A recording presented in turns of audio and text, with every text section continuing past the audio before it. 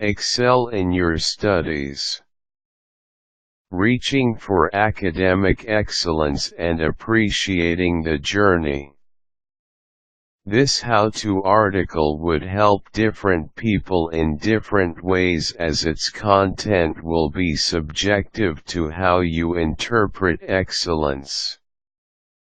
If the reader wants to know the secret to scoring A's in his or her exam, it might lie here. If the reader intends to improve his or her studying technique, it might lie here as well. And if the reader wants to know the many ways to practice the virtue of excellence, it might lie here. Therefore, I invite you to read on. Set your mind. The human mind is a powerful faculty of the human body, and its powers are astonishing. When the mind is set upon a goal, the entire body is tuned into achieving it. Therefore, if the will of a person to strive for something such as excellence in academic studies is strong enough, the chances of becoming reality are much improved. Adding on, the strength of a set mind is powerful enough to influence its surroundings to have its way. So my dear friends, if you put my words and your mind to the test by setting it on achieving excellence in your studies, you are off to a good start already. Devise your plan. A mind set on doing something has got enormous amounts of creative juices in making its goal a reality.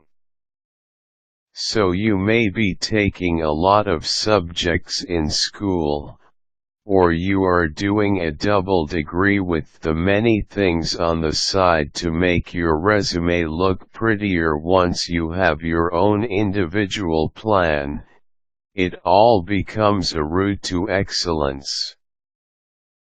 But just because you want to achieve excellence in your studies does not mean your plan is in a vacuum and you can ignore your other priorities or responsibilities just to achieve it.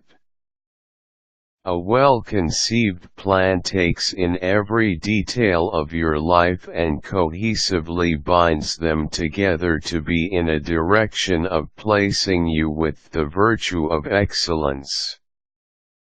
Do not rush the step, as the failure to plan is planning to fail.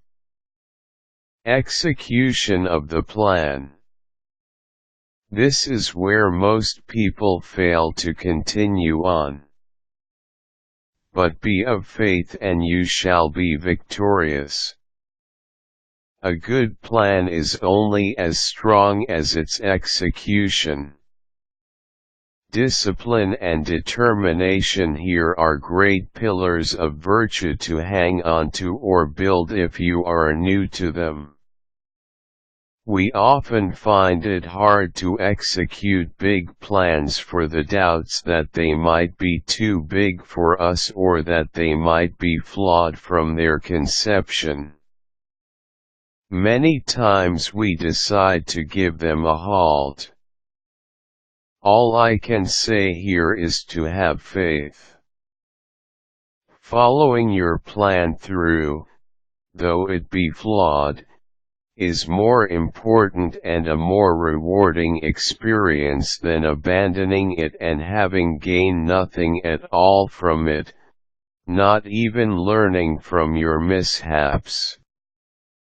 To strengthen this strength of yours more, read on to the next step. Focus the energies. So let's have a look at what is around you that may influence your pursuit of excellence. There is prayer, the will of others, the fate/luck/chance percentage, and other less significant ones like the weather. As powerful as your mind can be, it is only one out of the many billions in this world, so having the help of other influences would not hurt.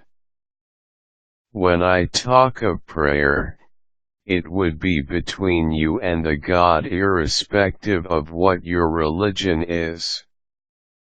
Having the Creator on your side would help a big deal, especially if you believe in Him.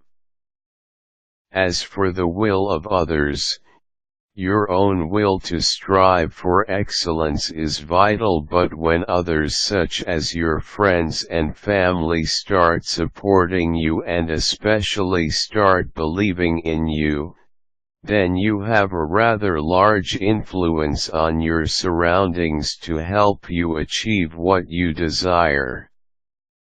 Lastly, for those who believe in it and those who calculate it, chance is there for us to meddle with. Forgive me if I do not explain explicitly the difference of fate, luck, and chance and interchange their usage and meanings. We must be mindful that to some extent we are influenced by luck in our daily life. Our best hope is to increase its percentage of the chance of it favoring us. So study more for your next paper, for the more you study, the higher the chance of you being able to answer it, even on a lucky guess. You are what you think you are. What could be more distinguishing about the excellent you from the inadequate you? Walking like the excellent you, of course. Not literally walk, but imagine yourself as a person who practices excellence in his studies. Not many can pull this off because they lack confidence or self-esteem.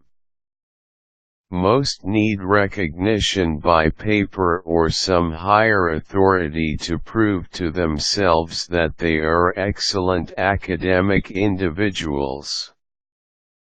I will let you in on a secret here. Do as well as you can and set your heart towards it, and He, God, will confirm your efforts. Imagine the degree of confidence you will walk with if He, God, told you are excellent in your studies. Well, put your heart and soul into executing your plan and you will get such assurance from Him, God.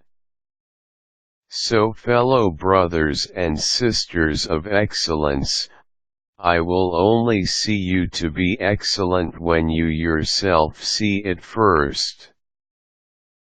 Praise and gratitude. Behind every great man is a woman, they say. Well, that might be true, but I like to believe that behind every great success is our Creator.